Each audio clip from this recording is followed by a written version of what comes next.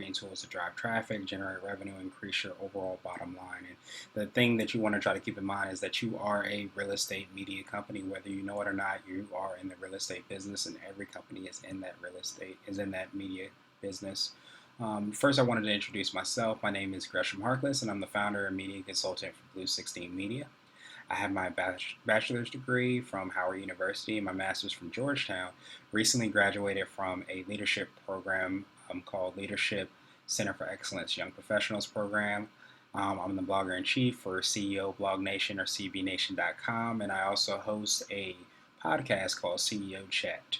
And you can follow me on most social media sites at Progression. That's on Instagram, Snapchat, Facebook. If you type in Progression, PROGRESHION, you'll be able to find me on there.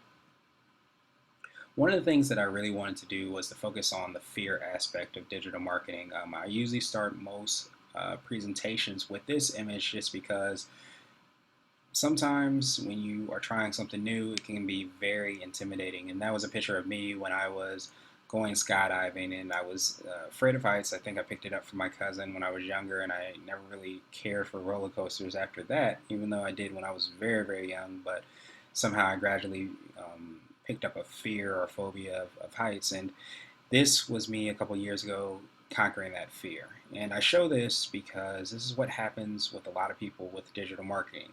Sometimes you get intimidated because there's so many different things and so many different options that you have to literally just jump in, or you're not going to be able to experience and try new things out. So I usually show this picture just as a reminder to me, but also to other entrepreneurs and business owners that sometimes you just have to jump in and just learn, how to conquer those fears. And as you see, which is very important, anytime you do something, you want to make sure that you had a guide. So I wasn't jumping by myself. I for sure had somebody that was helping me out. The thing you want to kind of keep in mind are that things are changing really fast, and especially in the business world. Just in general, things change fast, but definitely in the business world, you have people that are taking processing on their cell phones. You have people that are running their business from their cell phone. There's a multitude of social media sites blossoming and popping up. Everything from Facebook to Twitter to LinkedIn. LinkedIn's now owned by Microsoft. There's Snapchat, of course. There's the new iPhones coming out every year. There's different Android phones. There's just a lot out there, especially as real estate agents. You understand the power of reviews. You have Yelp, you have Zillow. There's just a lot of moving parts, and you as a business owner can sometimes just end up being overwhelmed. Like there's so many different things going on that it can definitely take over, and it can be paralyzing to some degree. So you just want to kind of keep that in mind, that this is what's happening. It's not unusual to you. You might feel that overwhelmed feeling, but you just want to kind of keep in mind that there's definitely a way to do it. And what I really hope to do during this presentation is just to kind of show you exactly how you can minimize kind of some of the stress related to digital marketing. By digital marketing with Blue 16 Media, we focus on website design, SEO, and then social media. But what I really do simply is just define digital marketing as everything that you're doing online. So that's everything from pay-per-click advertising to email marketing to social media to the way your website is designed, blogging. There's just a multitude of things out there, but I simply explain that digital marketing is marketing with anything that you have that's essentially online. So just to start out everything, I wanted to introduce you to Dave. And Dave, the real estate agent, is 53 years old. He's a homeowner. He has a bachelor's degree. And he's looking to try to increase his number of leads that he's getting. He specifically focuses on buyers and sellers, specifically residential. He has special programs for first-time home buyers. He likes to focus on the military niche. He's new to the area. And he loves to talk and speak with people, so he definitely does his work networking. Has over 10 years of experience in nonprofit management. He's a sales agent. He also served in the military, and he has a blog. He's been in business for a little while, and he has a website, a blog, and he doesn't update the blog as much as he should. And he uses Facebook and LinkedIn professionally, but he doesn't really know how to leverage those specific tools and the power that's behind them. So a lot of this information that I took was from the National Association of Realtors, and they gave a profile of the typical real estate agent, which has a lot of similarities with Dave, but not exactly like Dave. Actually, most real estate agents skew towards female or women, and the age is usually around 53 years old, and usually have about 10 years of experience. So usually, what you see from Dave and how I describe Dave is not very specific for everyone, but it's kind of the typical baseline based off the research that they have done. So you can swap out a lot of these different things, but I want you to kind of see Dave, but also see yourself in Dave and see some of the perspectives that you have and different experiences that you have and how you can kind of plug that in to communicate and connect with clients. Three main questions that you want to try to keep in mind. When I sit down with Dave, I'm asking him these three questions just because they're so important and they can kind of structure the whole entire conversation. The very first one is the target market. Who's your ideal client? Who would you like to see come through the door again and again and again? It's easier said than done, but Dave definitely wanted to target, military families largely because they're coming and going in this D.C., Maryland, and Virginia area.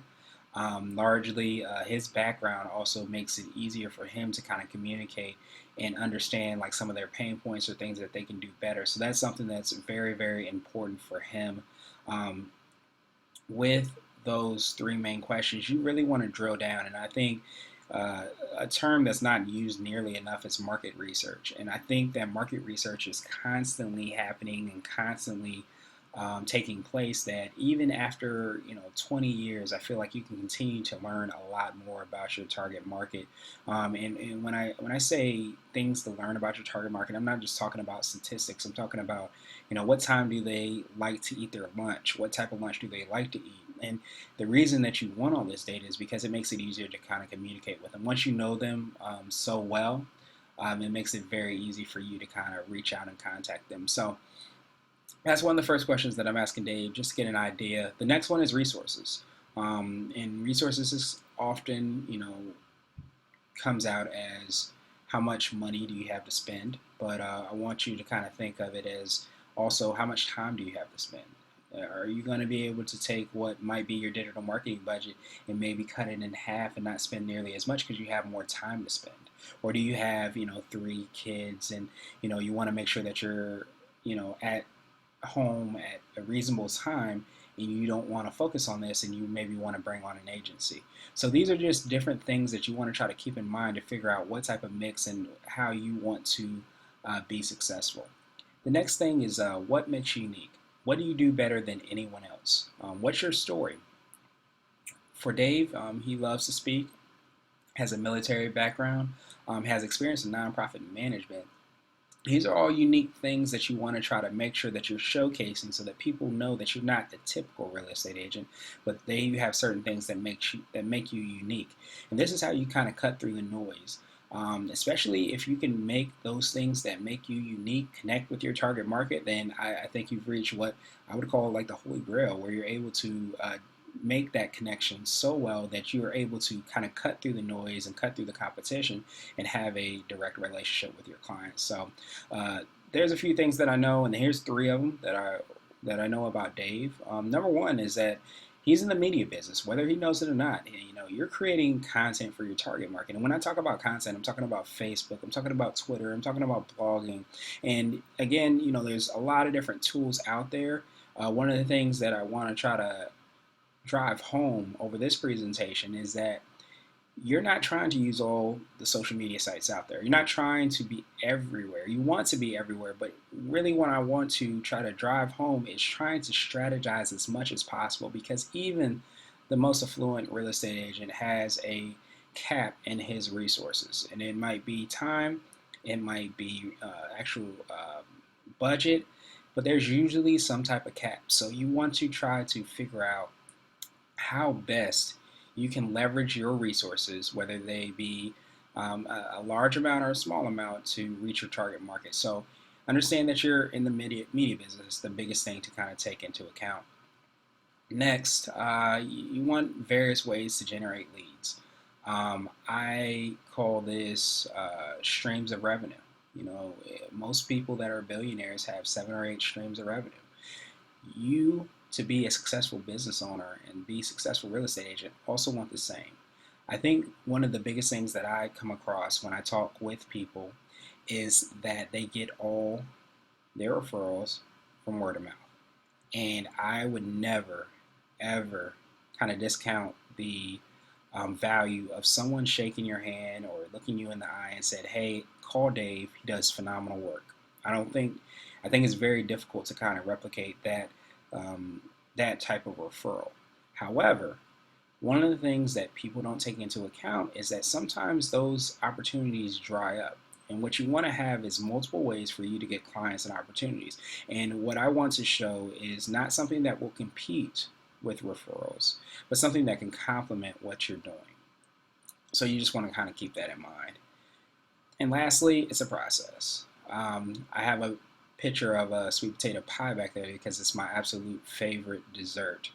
And one of the things that I try to do and I want to do is to kind of show you exactly how that process is similar to making a sweet potato pie. It's not, it doesn't happen overnight. You don't just wake up and there's a sweet potato pie sitting on your table, which I wish it would. But the idea is that it's a process that it takes to get to that finished product. And that 6-step process is pretty much placed out here. This is the same thing that you're going to do from your digital marketing standpoint.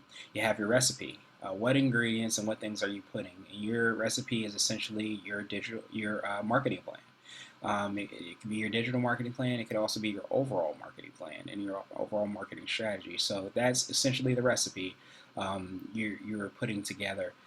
The crust, and that's your foundation. That's your blog, and that's your website. Your website attached to your blog. And when I say website, I mean kind of what place are you driving people to come to? So that's your overall foundation, and then what you put into the crust. When you're mixing up, before you put it in the crust, you have your ingredients, and those are the digital marketing tools. And when I go through this presentation, that's going to be the largest part that I'm going to spend time on because there's so many different things out there, and I'm just going to touch on them and give you some information. But you can really drill down, and there's a lot of nuances to each and every social media tool. So you just want to try to keep that in mind. But that's going to be the largest section, just because you want to kind of get an idea of everything that's out there so that you can pick according to what your strengths and weaknesses are, what your strengths are, so that you can, be successful and reach your goals. Number 4, you're going to pick and prepare. You just follow your plan. You're going to pick, those ingredients that you're going to put in. You're going to start to prepare it. You're going to start to do the mixing. And then you're going to basically take it and put it in the oven. But you don't ever want to put, the sweet potato pie in the oven, especially for the first time. You want to make sure that you're checking it often just to make sure it doesn't, burn. So you want to do the same thing for your digital marketing strategy. You want to make sure that you have analytics so that you're paying attention to how many people are coming to your website. What are those people doing when they're coming to your website? Are they leaving? Are they going to a page and leaving? What type of devices are they using? And this is very useful because it helps you to make decisions. So you go back and you check what's in the oven. And then at the end, you keep working to perfect it, but remember to enjoy it. At the end of the day, once it comes out, you pull it out, you have a piece of pie, you say, hey, it's a little too sweet, so next time that I make it, I'm going to adjust this, maybe use this ingredient. You're constantly doing that. It's an evolving process, so you just want to try to keep that in mind. And it could be a sweet potato pie, it could be something else that's your favorite dessert, it might be a salad, but just keep in mind there's something that you're eating and there's a process to make that. If you ever try to make some phenomenal meal that you have, just keep that in mind, that there's a process and it takes time to do that. So it's the same exact process with digital marketing, where you want to try to go step by step by step in order to develop a strategy that's great for you. Now, your content and advertising funnel.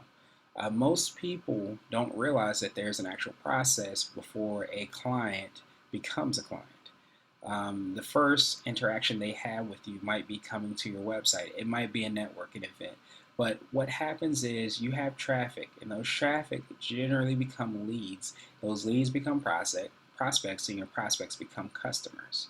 So what does that mean? It means that you have a lot of tools at your disposal to drive traffic to your website. And those are online and those are also offline opportunities. So that could be going to a networking event and handing out your cards. That could be a direct mail piece. It could be SEO, it could be a blog post, it could be advertising, it could be email marketing. There's a lot of tools that you have. And what I wanted to do is just kind of show you a lot of the different tools that you have. But you want to try to keep in mind, you want to try to be as efficient as possible. Again, going back to those resources, those finite resources that we all have, and how you can kind of leverage that in such a way so that you can be successful as a business owner. And then once those people come to your website, you're offering them an ebook, or you're offering them a report, a guide, a video, or a white paper, and maybe you're offering that for free. I typically recommend offering those types of things for free so that you can get their contact information. You get their contact information, and then all of a sudden you have somebody that you can follow up with, which becomes a prospect. And from that prospect, maybe you're setting up a webinar. Maybe you have private podcasts that you're doing, or maybe you have a first-time homebuyer event that you want to try to invite people to.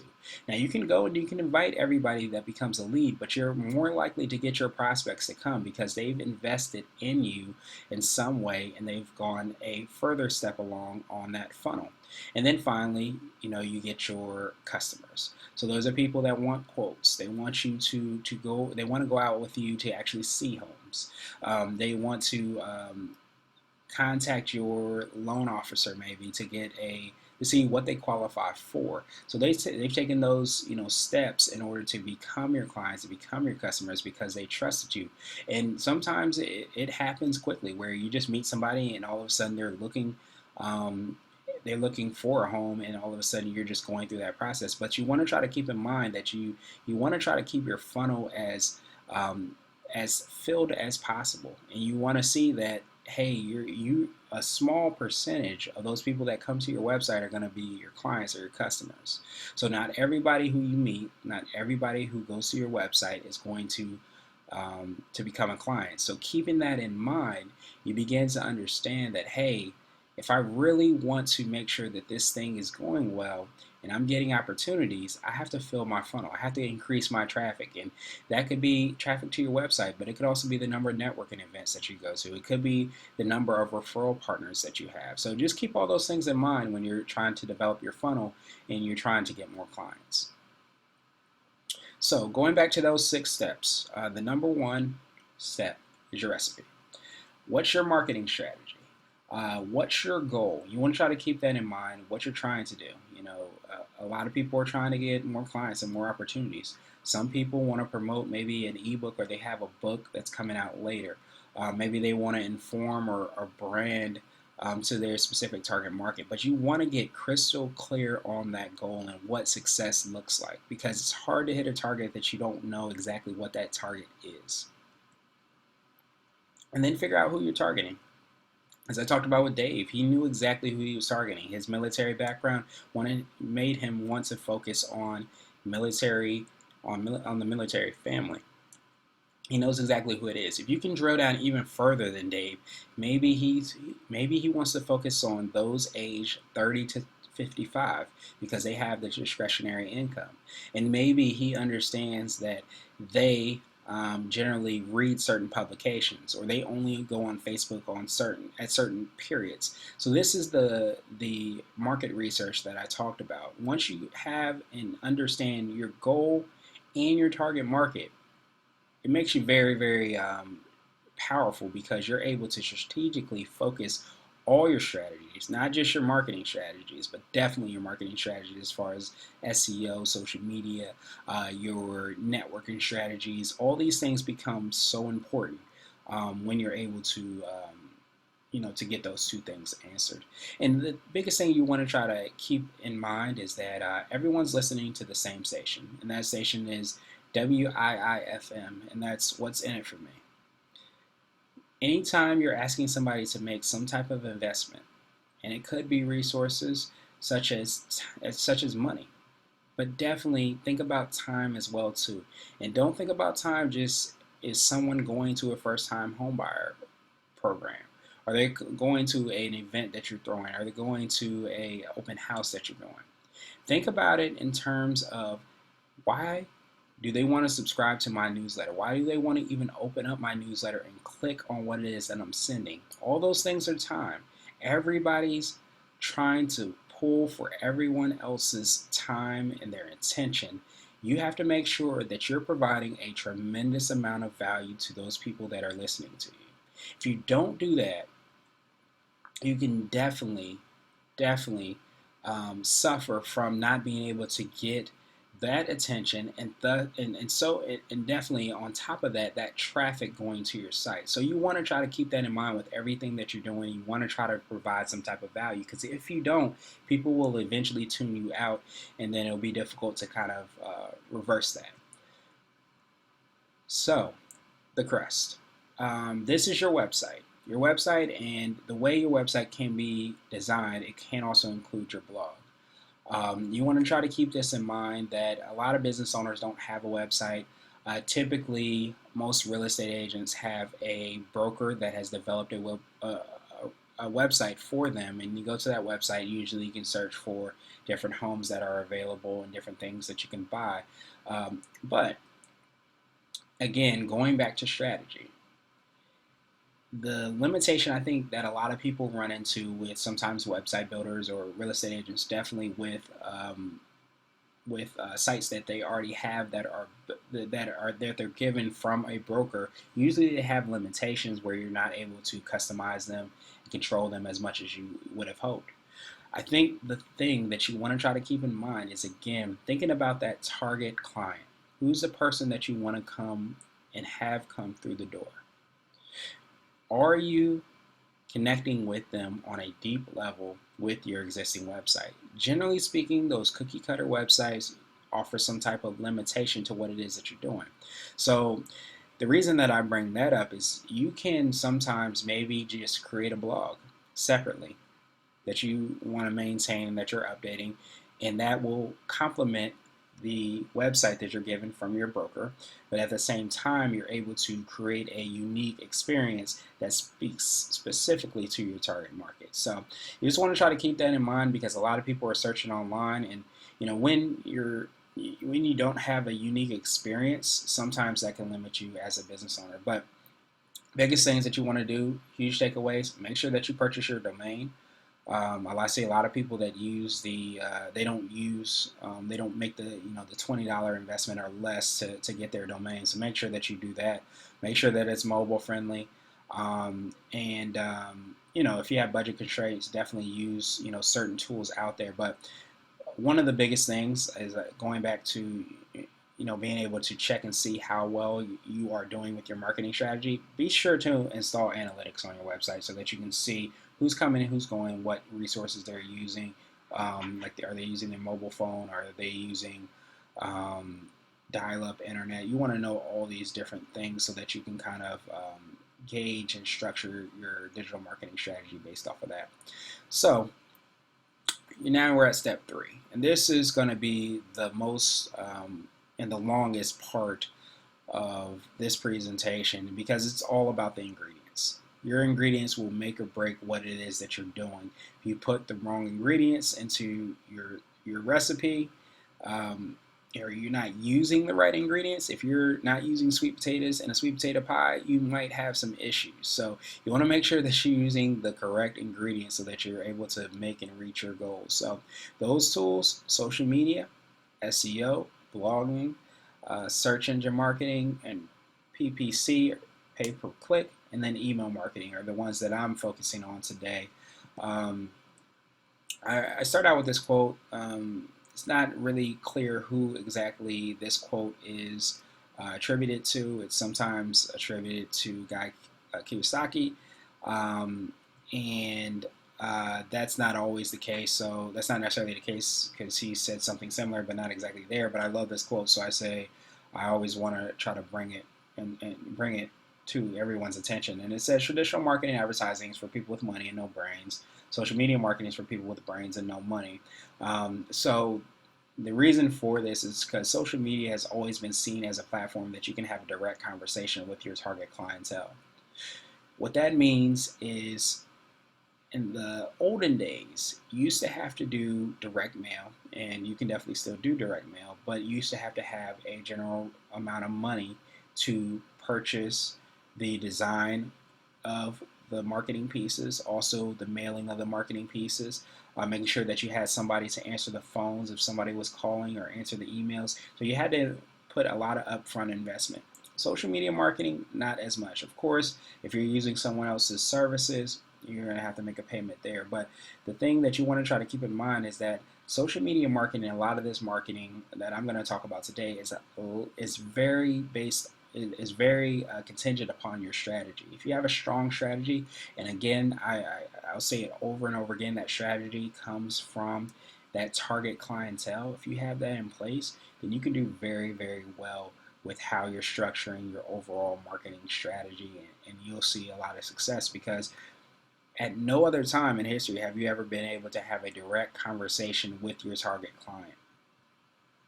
Let me say that again. At no other time have you been able to have a direct conversation with your target client and your prospective client. You don't have to get an advertisement in the yellow book. You don't have to invest in direct sale. You can have a direct conversation with the person that wants to buy or sell a house. And that's huge. So that's why this quote is so powerful to me, and it resonates so well with me, just because it's a huge opportunity that most business owners and most real estate agents are not taking advantage of. So social media, two things that you want to try to pay attention to is to listen and to engage. Social media is the future of communication, a countless array of internet-based tools and platforms that increase and enhance the sharing of information. The big thing that you want to try to keep in mind is that you want to listen twice as much as you speak. A lot of people that are using social media are not doing that. They're just simply sharing out what they want people to listen to.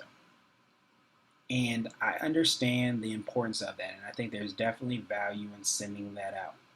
However, what you want to make sure that you're also doing is taking the time to actually follow up with people, and maybe even search on these social media sites to have a conversation with people, and figure out how you can help them. Sometimes it's not always you inviting them to an event that you're having. It's not always going to a first-time homebuyer event. Often you want to sit down and you want to try to figure out exactly what that person needs. And sometimes they put it on social media. So it could be you simply in a Facebook group, for example, and that you see that somebody has posted something, and you know how you can help provide value for that person.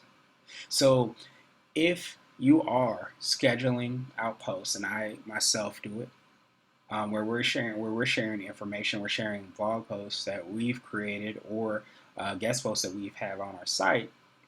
You want to also keep in mind that you want to take the time to try to do that.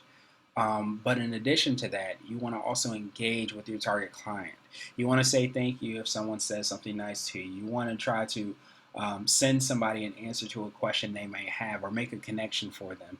This is essential to being successful on social media. It's not just sharing out information, but it's really about engaging. And a lot of people that are on social media are actually what are called lurkers, where they're not actually engaging. They're just viewing and they're reading information, but they're not actually engaging with the person. So you just want to try to keep that in mind. And the biggest thing is that you don't have to be on every social media site.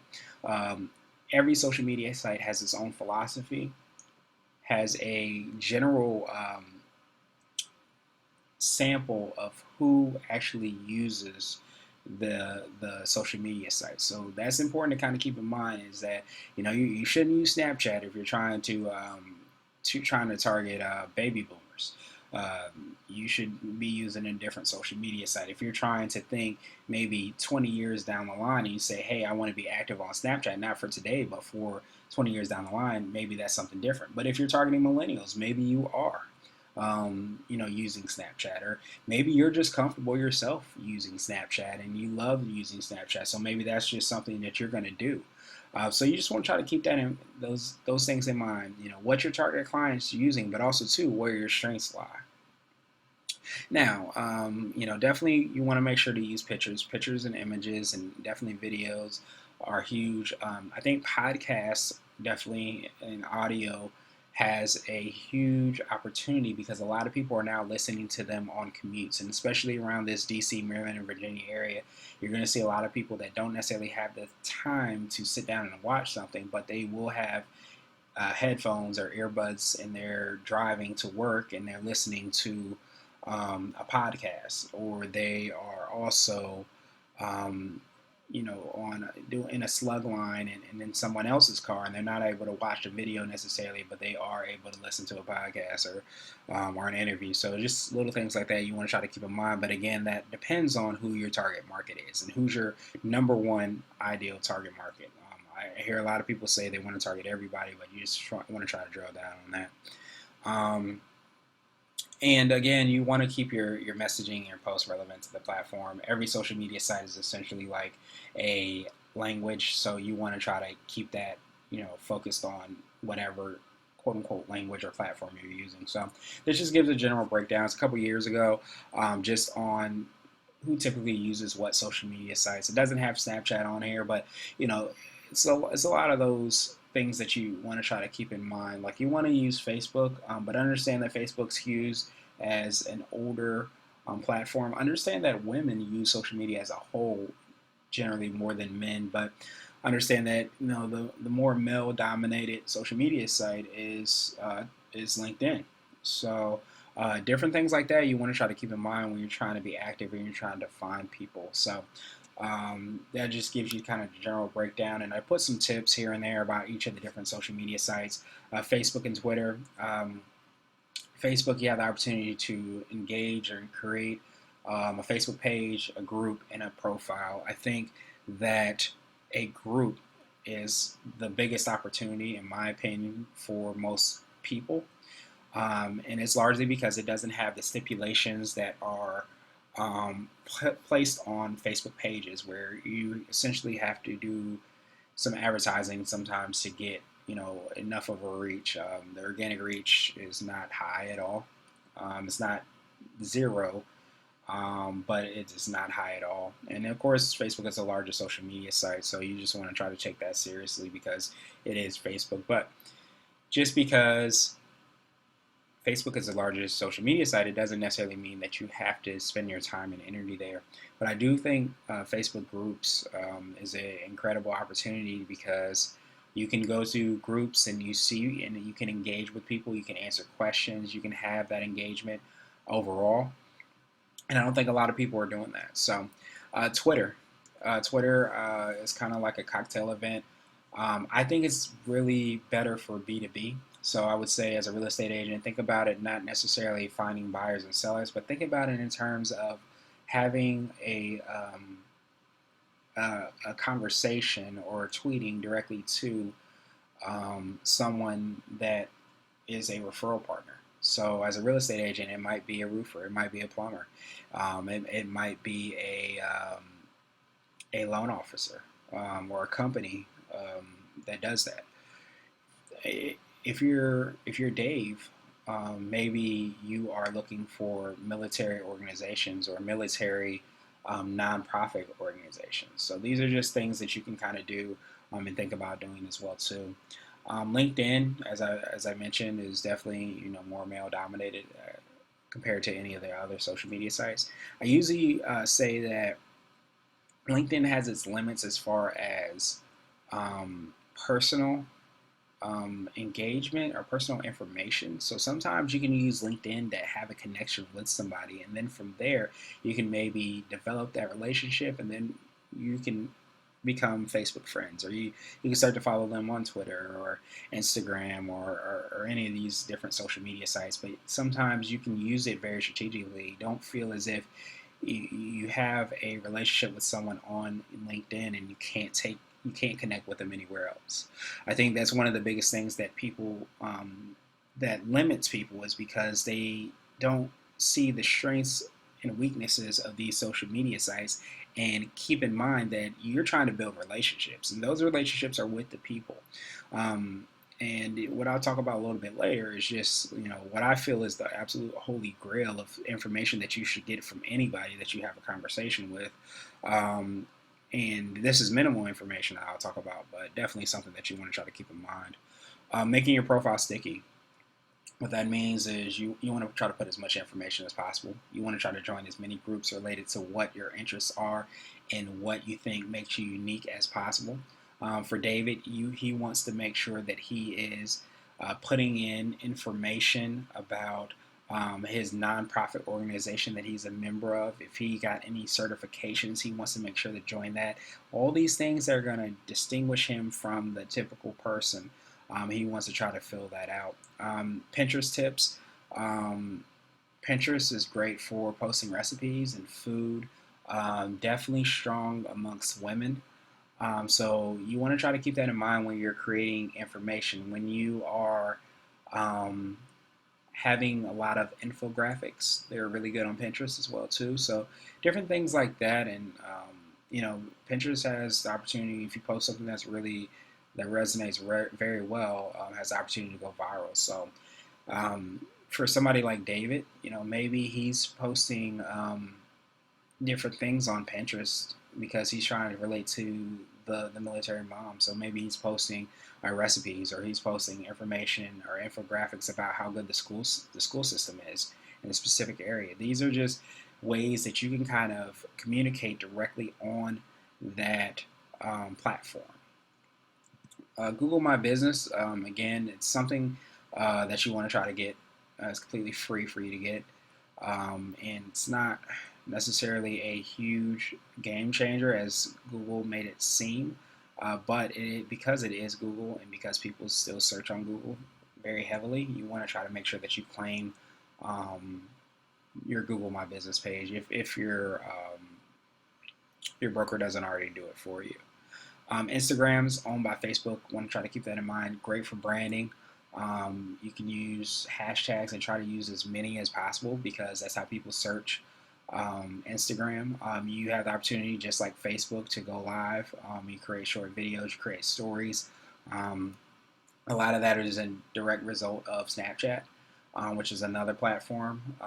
But again, you want to try to keep in mind, like, what one or maybe two platforms can I use that I'm comfortable with to be successful.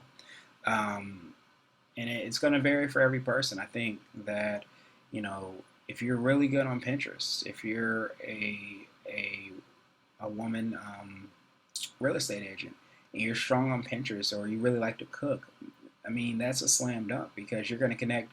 And if your target market is other women, you're going to connect very well, and you can really leverage that platform. Whereas if you're a man and you're David and you want to try to connect with other men, and maybe they are military, maybe you want to be more on LinkedIn, and maybe you want to try to develop your profile as much as possible to your target market, and you want to join whatever specific groups you think would offer you more visibility. So you just want to try to keep that in mind. There's other social media sites: Tumblr, Anchor, SoundCloud, YouTube, of course, which I think goes back and forth between being a search engine and also a social media site. But you just want to try to keep those things in mind. But as I kind of alluded to, I think email marketing is still huge. I think it's a big part of the marketing mix. I think a lot of people say, people are not opening up emails like they used to, and I think that's very true. That's just because we don't have the attention span that we used to. But I think that the big mistake that a lot of people make is that they don't try to go a step further as far as relationships that are on social media sites. I always believe that anybody you connect with, you want to try at the very least to get their name, email address, and their phone number. And the reason for that is because these social media sites are going to be constantly changing. Instagram wasn't nearly as big. It was big, but it was not as nearly as big as it was when Facebook bought it. And now that Facebook has purchased it, now that it owns it, and now it's developed, it's become a little bit different than what it would have been maybe if it was by itself, which we're seeing with Snapchat. But if you're able to get people's and have your prospective clients or your prospects or your leads, you have their name, email address, and phone number. It doesn't matter what social media site they're on, because you're going to be able to quickly transition because you've built a list in order to do that. It doesn't have to be that if there's a new social media site, you have to figure out how am I going to, announce to my followers or maybe my network that we're going to this social media site. A lot of times, if you have that contact information, you'll easily be able to make that transition. So you always want to think about building that list over and over and over and over again. So we talked about there's different ways to do that by giving free offers like ebooks or seminars or webinars or things like that you can do that. So Google, Yahoo, and Bing. These are search engines. Google being the biggest, and the way that they function essentially is that Google and the major search engines, they send out these things called spiders, and they comb through the internet. They find relevant content, and they in and of themselves have a algorithm that helps them to determine what are the best results. That algorithm consists of a multitude of things. The way your website is designed, the speed of your website, and I'll talk about a little bit more, but there's a lot of things that it goes into to determine what's a good result. So when you're thinking about how to show up for specific search terms, this is something you want to try to keep in mind, those different results and different things. So this gives you like a typical search. You have your paid search, which is your pay-per-click. You have your organic search, which is where the SEO actually comes in. Paid search is going to be your SEM or search engine marketing. It's also referred to as PPC or pay-per-click advertising. Google AdWords is the platform that Google calls it that allows you to do that. And the places, pages, is just Google My Business. So you want to try to claim that just so that you get that and you get reviews on those pages, and those will help you to show up well. What you basically have is SEO and SEM. Simply speaking, SEO stands for search engine optimization. It's the art of optimizing your website and optimizing things that are off your website so that you show up well when people are searching. Easier said than done. A lot of the work is in the beginning because you want to try to see what keywords you can try to show up for. And there's this concept called a long tail where your blog really has a lot of opportunity to play a huge part in this, but you want to try to leverage and figure out what keywords your target market is actually searching for. And these could be random searches. I always say, especially if you're thinking about blogging from a long tail standpoint, I would ask your clients. I would figure out exactly what kind of questions are they asking, and how can you create content related to that, so that might show up when people are searching.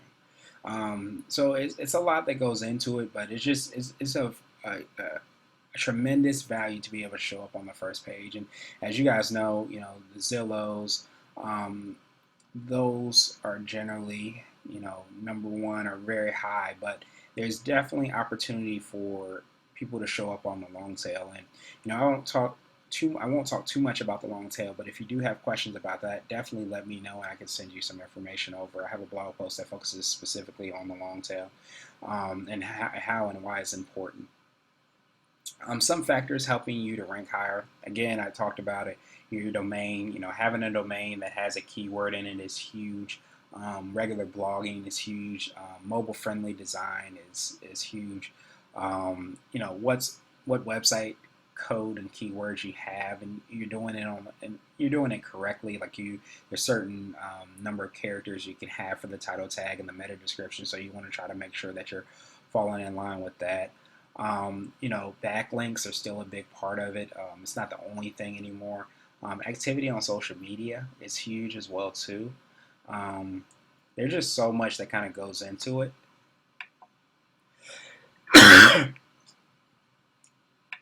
There's so much that goes into it that you want to try to keep in mind. These are the things that you can do to increase the overall ranking of your website. And this just kind of shows the overall website code. Things to keep in mind. SEO is not equal. There's good and bad SEO. There's different ways you can determine what's good and bad SEO. But you want to be very wary because you can really, really hurt your domain if you have a black hat SEO, which is bad SEO. And keeping in mind that you want to try to think backwards. What are people searching for? And how can you show up for those keywords? So plumber in Woodbridge, Virginia, somebody was to type that in, you would want to try to rank for that. We're talking about real estate agents in Reston, Virginia. You want to try to show up for that. But maybe people are being even more specific. If there's different types of real estate agents, maybe they want military programs for first-time home buyers. They might type something like that into the search bar. And you might realize that some of these searches, it's not nearly as competitive. The Zillows, the Redfins, they're not showing up for those keywords. So there's an opportunity. So you just want to try to keep that in mind. And anytime you work with an agency, they usually, we do research just to determine what are some of the better, blog post titles that you can use to try to rank for that long tail. But it's definitely a process, just like everything else. It's a long-term investment, so be cautious of those who say they're going to guarantee results. I always believe that people who say that generally are not going to get a lot of good results. And then YouTube is the second largest search engine behind Bing and Yahoo, ahead of Bing and Yahoo. So you're talking about Google, YouTube. YouTube also owns Google. Google actually owns YouTube. So you just want to try to keep that in mind. And why I say that, YouTube is kind of a social media site, but definitely also a search engine. So that was pretty much a bulk of what it is that you're doing. And the next step you're simply going to do is pick and prepare. Like I mentioned, you want to pick one or two things that you want to try to do to kind of focus. I think that's the biggest thing that a lot of business owners and a lot of real estate agents struggle with, is focusing. So my recommendation is always to claim those social media profiles, but you don't necessarily have to be active on there. You can use tools like Hootsuite. You can use a lot of these different tools so that you can develop a way in which you can automate or do those things as efficiently as possible, but don't feel like you have to be on top of all these things. I think if you figure out, and again, just really, really figuring out who your target market is, and having a conversation related to that, that can take you a long way. So I definitely think that's one of the biggest things that you can do. So make sure to do that. Like I mentioned, you take, after you take the pie, you put it in the oven. When you put it in the oven, you want to make sure that you close the door, the temperature is correct. But you also want to make sure that you check it from time to time just to make sure that it's going well. And it's not, overheating, it's not being burnt. Same thing with your digital marketing. You want to try to, check your analytics. You want to try to, if you can, absolutely use a call tracking number to figure out where exactly your leads are coming from. Just things like that are huge because it lets you make really good decisions based off of that. And number 6, keep working to perfect it, but remember to enjoy it. Understand it's a process. You might have to go back and you have to understand, like, what social media sites do I want to use? But you just want to try to keep all those things in mind and continue to work it. So just to go back to Dave, who we talked about in the beginning. Dave, he has a website that focuses specifically on buyers and sellers. His website has a strong focus on contractors and building other synergistic relationships. So he has information about him, but he's also thinking about, how can I not only use this social media to get buyers and sellers, but how can I also use it to get those strategic partners like the roofer, like the plumber, like the electrician. And because he loves to speak, like, this is one of the big things, is he has taken something that he loves to do and he's made it into a way for him to distinguish himself, one, but also deepen those relationships that he has.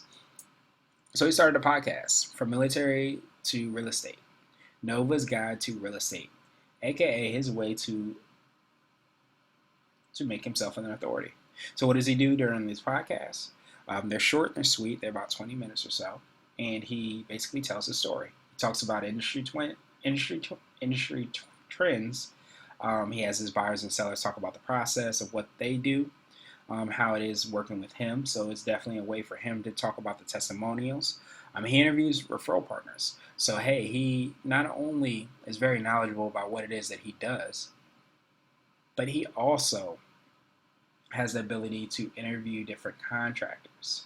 So it's huge. And because of his background in as a nonprofit, he also has the opportunity to maybe interview some 501c3 nonprofits and hear, especially if they're military based, and hear what it is that they do to let them tell their story.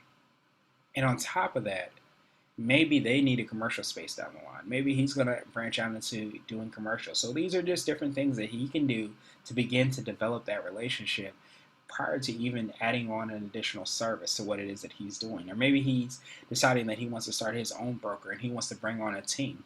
So now he has these relationships and these opportunities that are working for him. And this is all to complement what he's doing. This is not to replace everything that he's doing. I would definitely say Dave, the networker that he is, he's still in his networking group. He's still going to different networking events. So he's doing all these things, but he's also using this podcast and taking that podcast and putting it onto his blog. And he's sharing it out into a Facebook group that he manages called Military to Real Estate. He has a LinkedIn profile that mentions that, hey, he's the founder and the host of this blog, of the host of this podcast. He's sharing it out on his Facebook page. It's all happening automatically. And that's awesome because what it does is it allows him to be seen as the go-to guy for military buyers and sellers. I would go to him. I mean, I hear he's in real estate. He sounds like he knows what it is he's doing. When I typed in military real estate, his website came up. A blog post actually came up telling his story and telling how he helped out all these clients. So I'm like, why wouldn't I want to go with him? And then here's the thing that I think is awesome. Dave has an ebook that he has, and that ebook is created from his blog posts. It's not something that he, took 2 years or 3 years or 10 years to write. He took a lot of his blog posts, a lot of the content that he had, and he basically had that created into a blog post that people could download for free. And why do people want to download that for free? Because they want to know the information that Dave is providing. He's providing a little taste of information. He's providing a tremendous amount of value for those military spouses that want to know about the home buying process. They want to know about the different programs that are available. So he has that ebook that actually shows all that information, and he has a podcast. So when he meets somebody, the key to this is that when he meets somebody, he can sit down and have a conversation with them, or he can have maybe a 5 or 10 minute call with them and says, hey, I think I have a podcast or something that I recorded a year or so ago, and I think it would be really interesting if you listen to it. I think it will provide you a tremendous amount of value. I would love the opportunity to work with you, but if you want to listen to this podcast, I'm going to send it over to you. You take a listen to it and just let me know if there's any value or anything you provide. Or if you meet somebody that is looking for an electrician, he says, hey, I have the perfect guy for you. If you want to learn a little bit more about him, I interviewed him on episode 102 of my podcast. So take a look at this, and I'll get you, and here's his contact information if you have time to listen to it. Automatically, he's being seen as the go-to guy, and that's huge. So that's what he's able to do with this ebook. So when somebody goes to his website, they're able to click a button, and they're able to put in their contact information, and they're able to download this ebook instantly. And what happens from there, Dave is simply able to follow up with them, see how they're doing, and develop a further relationship. And hey, that person may not necessarily buy, but that person might know somebody that buys because Dave is the expert. Yeah, I'm not actually looking to buy, I just moved here about a year or so ago, but I know that there's a few people that are relocating. Or I know a nonprofit where someone is actually moving to a different area, so they're looking to sell their house. So all these things are starting to happen largely because Dave has positioned himself as the authority, leveraging social media. So these are the things that you want to try to keep in mind in these processes and systems that you want to try to put in place. And that's basically it. I mean, I hope that this definitely helped you. I just want to kind of leave information. Blue 16 Media, we focus on website design, SEO, and social media for business owners. And CEO Blog Nation is essentially a community of business blogs for entrepreneurs and business owners. It is the exact example of what we try to do and what we try to preach for business owners in terms of building your own business, your own media company. Blue 16 Media and CEO Blog Nation go hand in hand, and the reason for that is that CEO Blog Nation is a resource that entrepreneurs and business owners can read everything from how and what way they want to build their Facebook page to how do they set up their entity. Are they going to be an LLC? Are they going to be a C Corp? We're doing interviews, so we're trying to find entrepreneurs and business owners that are doing and have great stories and doing great things, and we are interviewing them. We're doing podcast interviews. We are doing email interviews, and we have guest posts from experts in their industries that we're posting as well too. So the idea is that we are creating an opportunity, and when you go to the website, any of the websites, because there's a multitude of blogs, we are having it set up so that you can score your website. You can go and you can fill out some information, you can score your website, and we're following up with you just to see, hey, do you want to schedule a time to speak? What do you like or don't you, or what do you not like about your website? We would love to have that conversation. So that just gives you a general idea of kind of like what we preach on a very, very intense level. But you don't have to do all of that. Again, it could be simply a Facebook page or a Facebook group that you manage and provides you those opportunities in addition to your website. So you can start very, very small in very little time. But again, just understand that you're in the media business, understand that you're creating content for your target market, and you want to try to leverage these tools not just to never talk with somebody. I use LinkedIn very strategically to try to set up phone calls with people. And what you see here is just my contact information. Some of the websites that we have that are in place. B16.co is a membership site that we have for our clients that we're doing a soft launch for. So you can go and check it out and just kind of see it. It's not only available to our clients though, but Start a Business Blog is a free digital marketing course, a free blogging course that you can take a look at. And then, of course, you can always schedule a time to speak with me. As I mentioned, I always send that link out anytime somebody wants to sit down and have a call. I try to have an initial call just so that we can have a conversation so I can get an idea of like how I can help you best. So progression.com/schedule.